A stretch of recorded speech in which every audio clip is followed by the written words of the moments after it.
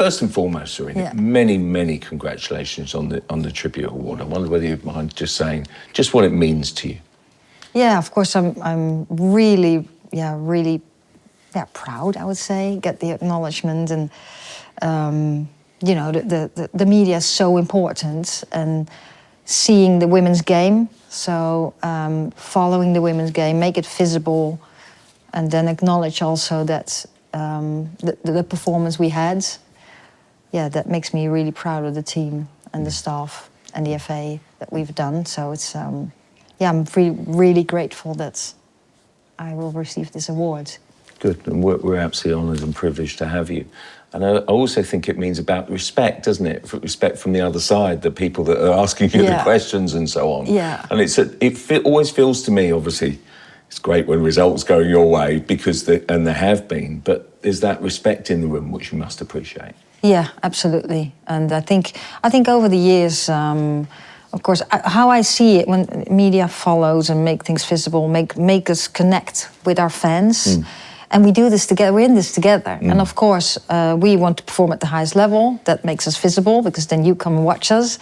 And you bring it to the people and you do a job. So you sometimes it's great, you ask some critical questions too. I think that's part of the job.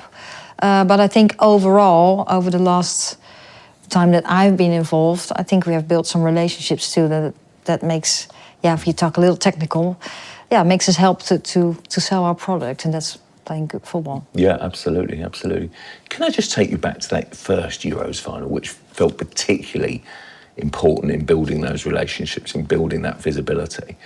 Just tell us about that day and the memories of that day at Wembley, which was such a special moment in time, not just for the women's game, but for English football. Yeah, absolutely. Well, of course, for making the final, we felt throughout the tournament already that something special really happened. Throughout the year, like we really grew together, and it was exciting to get started. And then, of course, COVID hit during the tournament, so we had to close the bubble even more. And then remember the conversation we played, saying we're really into something special here. So let's do anything that's necessary to make the chance of winning the next game and the next game as high as possible.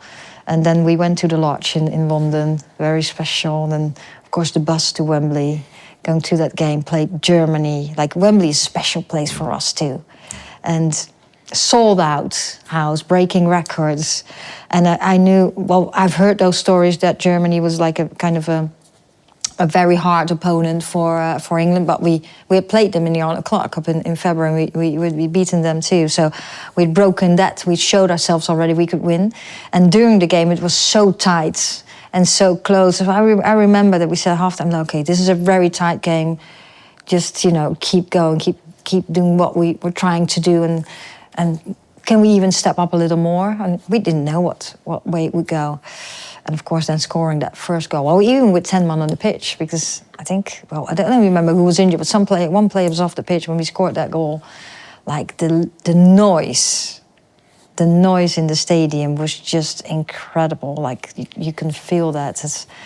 And then of course they tied, and then with extra time we scored from that corner. Then we had 10 minutes left, which was like 10 minutes, like Jill Scott had to come in and she had to give some power to the team, keep the bomb and secure together with the other players. And when the final whistle went, I will never ever forget that moment. The excitement, the excitement and joy the people had in the stand, people crying, and everyone talk about 66 and we broke through a ceiling, I think, with the women's game, but also for England football. Yeah, that was so special. You spoke a lot about it being an important moment in time for the women's game, but have you felt the power since then? It really feels as if it was such a strong moment in time. Yeah. You must take so much pride from not just yourself, but the players, the squad, and everyone around it being inspiration. Yeah. For a whole new generation.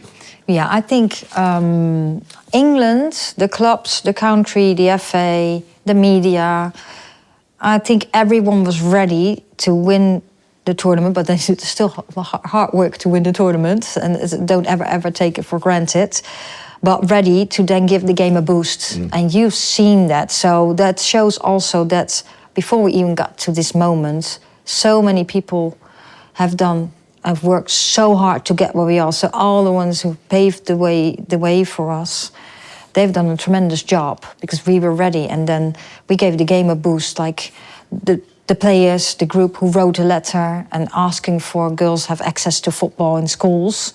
And now, a couple of years later, breaking all these records earlier than we thought we could do.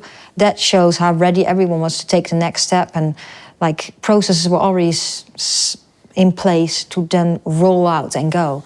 And still a lot of work to do, but if you see the growth and the improvement in all the stages of the game, I think that's something to be really, really proud of as a country and as a football community and a women's football community. Absolutely, yeah. But then last summer was such a different challenge, wasn't it? Yeah. Almost from before the tournament, but then the first game, and then you grew and that must feel so satisfying as not just for the squad, but also as a coach that you were able to bring everything together. Yeah, that journey, of course, every journey towards a tournament is different. And there's some things that come back, processes, but the team and the dynamics in the team and where players are at in their journey, some have more experience, some came from injuries, some players were not available.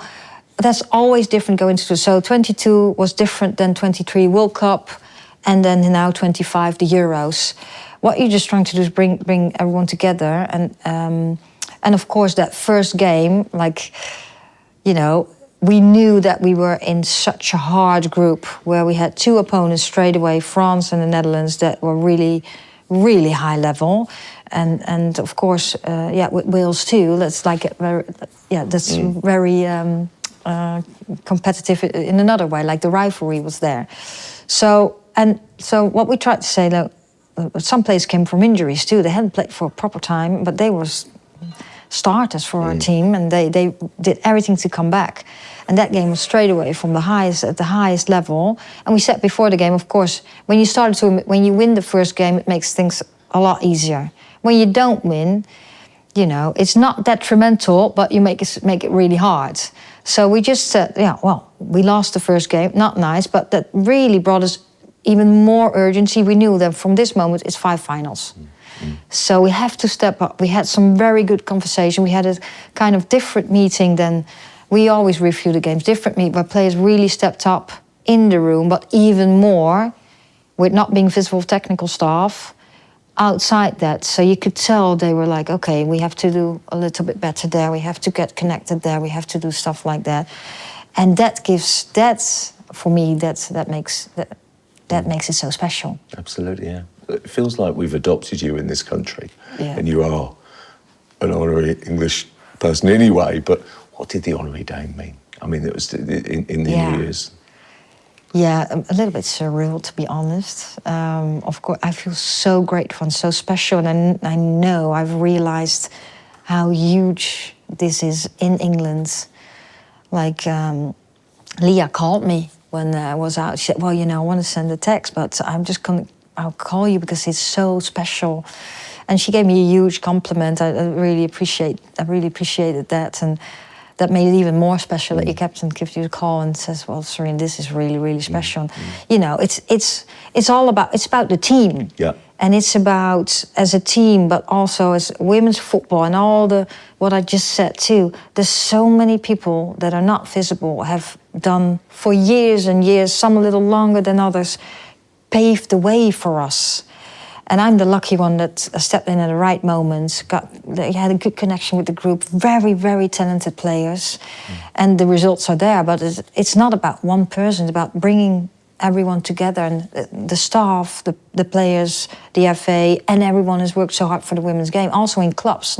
So it's so women's football community that made this happen, and also gave me the opportunity to be at the best. And of course, I lead the team, so I have to direct in a certain way and connect people.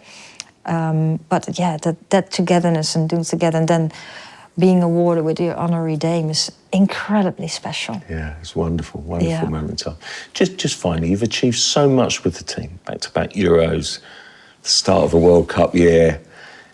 Are new challenges like the World Cup and putting yourself on the sort of putting the team out on the world stage, are those sort of targets, are those ambitions always a driving force for you and the team to go even one better in that tournament?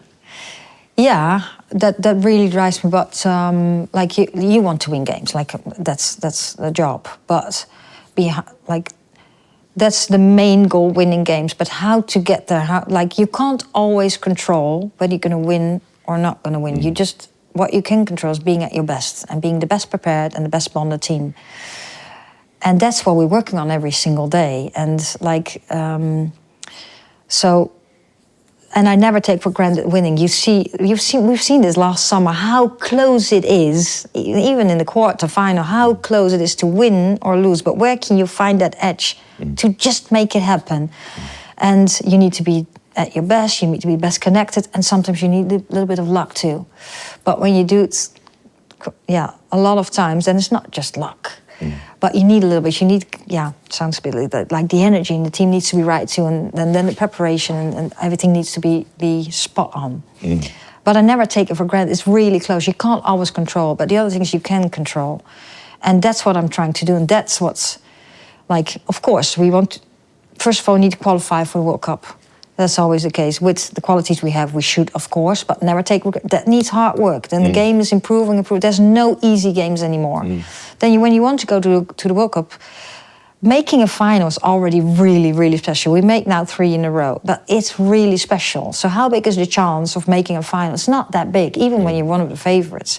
But I don't care whether the chance is this big or is this big. I don't care. We're going for that chance. And what do we have to do to make that happen? Or make the chance as high as possible to make that happen. So I then have targets for myself. Okay, what do I think I need to do together with, of course, with the team to get there and to get that competitive advantage in different ways. So for myself, I said, okay, what do I think that's necessary to do? Not only football, because connecting people is just as, maybe even more important with the talent we have. So that's what I'm working on now. Brilliant. Thank you, Sariina. Thank you very You're much very indeed. welcome. So looking forward to Sunday. Yeah, Thank me you. too. It's going to be a special evening. Absolutely. Thank you. Thank you.